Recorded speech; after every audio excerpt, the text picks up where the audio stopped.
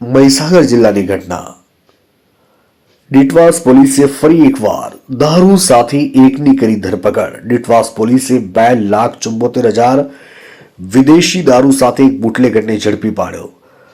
રાજસ્થાન તરફથી એક જેટા ગાડીમાં દારૂ ભરીને ગુજરાતમાં આવી રહ્યા છે એવી બાતમી મળી હતી। ડીટવાસ પોલીસે ગાડીનો પીછો કરી ઘાસવાડા રોડ પર ગોધર ગામ પાસે બુટલેગરને પોલીસે ઝડપી પાડ્યો।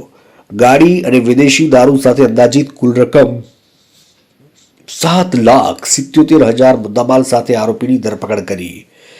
વિદેશી દારૂ સાથે ઝડપાયેલો આ ઈસમ રામભોસી રાજસ્થાનના રહેવાસી પોલીસે ધરપકડ કરીને વધુ તપાસ હાથ ધરી છે।